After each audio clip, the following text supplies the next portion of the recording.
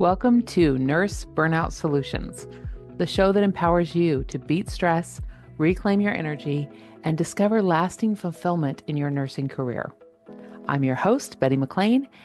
I'm a nurse with over 20 years of experience, and I'm also a certified life and certified burnout coach.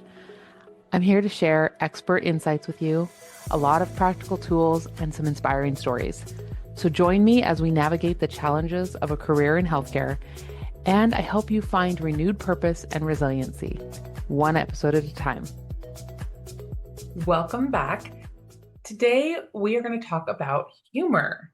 And I feel like the larger the topic, the shorter the podcast.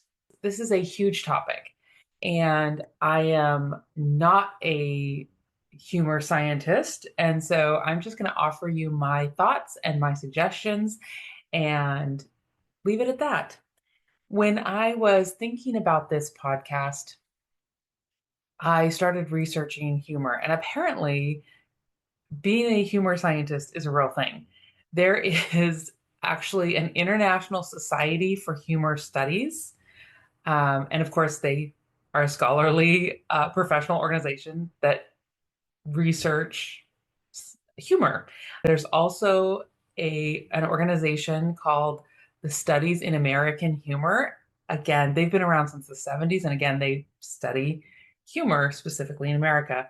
So the concept of humor is well studied. But what I want to talk about is how nurses and people in high stress jobs use humor as a coping mechanism. I'm sure you're very familiar with the concept of dark humor or gallows humor, and there's a lot of opinions about it. And today I'm going to share my opinion. So, when it comes to humor, we've heard the idioms, right? We've heard laughter is the best medicine, smiling can change your emotion. And those are all true. I believe those are all true. The scientists have studied laughter really does change your state. It can relieve tension. That's a huge one. And humor can help lift the mood, lighten, tension.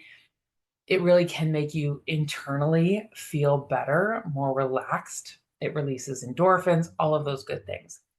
So when it comes to using humor as a coping mechanism, it's very normal. As a human, it's one of our easiest go-to coping mechanisms. And the nice thing is when it's used correctly, when it's used responsibly, maybe that's a better way to say it, it has no ill side effects. So we talk about coping mechanisms, and there are some that are very effective, but they have side effects. So like alcohol. Alcohol as a coping mechanism for stress is very effective. You drink 2 glasses of wine, your stress level is, nowhere, right? You're very relaxed. Unfortunately, it comes with side effects. You might be groggy in the morning. You might say your inhibitions are lower, so you might say things that are hurtful. Your body has to then process that alcohol and in order to remain healthy. So, and there are other coping mechanisms that come with potentially ill side effects. Humor, when used responsibly, has zero side effects. When you tell a good joke or you share a pun and everybody loves it and everybody laughs, there's no downside to that. It's beautiful. It creates community. It relieves the tension for everyone involved, right? Makes you feel good, makes everybody feel good. And when it comes to nurses and healthcare professionals using humor, that's very true. Whether you're at work, at a staff meeting, you're, hanging out with your friends after a shift, humor is fantastic. Where we want to use a little bit of caution is with dark humor, we want to use it responsibly. The biggest thing that I see as a potential problem is using humor in a situation where not everyone is understanding the rules, I guess. So when nurses are together, we might use some dark humor or say some things that, if heard from a non healthcare professional, might sound rude, might sound callous, and in fact, are rude and callous.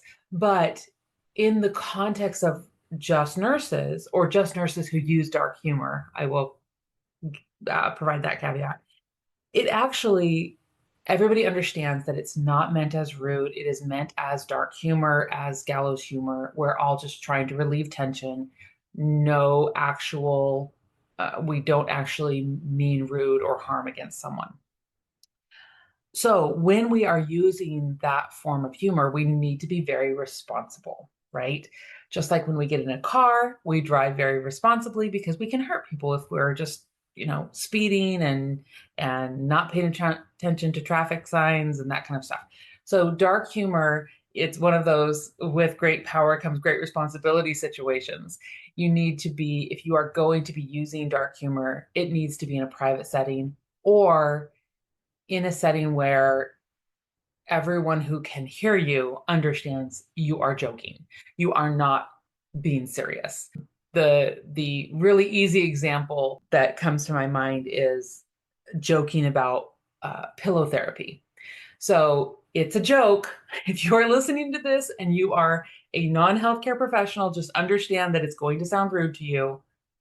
It's not rude. It's an understood. Yeah, it's not rude. If you have kind of reached the end of your limit of patience, of tolerance, and you're just exhausted and you hear another call light go off, you might say something like, they need a little bit of pillow therapy, like I'm going to go smother them. But it's not that, it is a joke, and it is in no way something that the nurse is actually considering. They're using that dark humor as a way to relieve tension, because then once they've said it, it's like, okay, I feel that stress kind of off of me. I would never harm someone. I was just joking, but it kind of relieves that tension. But here's where the responsibility comes in. If you are a non-healthcare professional and you're walking by the nurse's station and you hear someone joking that way, that sounds horrible. It can sound really horrible. So, as the healthcare professional, as the person who is engaging in humor as a coping mechanism, you need to be really aware that there are people around you who might not understand that you are trying to relieve tension, you are trying to relax. You do not mean anyone harm. You would never wish harm on someone. It is a joke. I think it's appropriate. I think it's okay to use dark humor and to joke about death and dying. It's okay in the right context to be a little snarky or even rude when it's understood that it is being used sarcastically as humor to relieve tension. So I say use all the humor, share your favorite dad jokes with your coworkers. If you hear a great joke and it's work appropriate, share it at work, share it with your patients, have a good laugh with your patients. I loved when I was able to bring humor into my client's experience, right? My patient's experience, because being a patient sucks. And sometimes a good joke, a good laugh about, their experience can be really, really beneficial, right? It just comes with a little bit of responsibility. Make sure that they're understanding that you're joking, that you're trying to relieve tension. So that's all I have today. I just want to encourage you, please consider using humor. Don't think that just because you're a professional, you have to be tight-laced all the time. Some coworkers are going to think that it's inappropriate to joke, and that's okay. There are people who don't want to do that for whatever reason. They've been taught that it's inappropriate to joke or have fun at work. Love on them and leave them, right? There are patients who they're not at a place where they can joke. They're not at a place where they can use humor to relieve that tension yet. And you just have to, as the professional, you have to read that situation and know when you can bring humor and when you can't. But for your own wellness, please be engaging in jokes and watching, videos that you find humorous. I read one study that talked about they set up a study where they had one group watch 20 minutes of comedy. I think it was daily for a period of time, and one group not. And of course, the people who were watching comedy on a regular basis reported better mood, better stress relief, better life experience overall. So please be using humor, just do it responsibly in a way that respects the people around you. If your humor tends towards that dark gallows type humor, be responsible with it, but definitely be using humor as part of your way to enjoy life, because that's what we're here for. We're here to enjoy our life. And if you are at a place where you have too much stress and you are in burnout, start by watching a little bit of comedy. Watch some comedy videos or listen to something that you find humorous. Read some good dad jokes, and also reach out, because watching comedy isn't going to solve your burnout, but it's a nice first step to taking really good care of yourself. So I hope you have a beautiful, fun-filled day and you get a chance to laugh a little bit today. I will talk to you later. Thanks for listening today to Nurse Burnout Solutions. Remember, I really believe that all stress is manageable and burnout is not inevitable.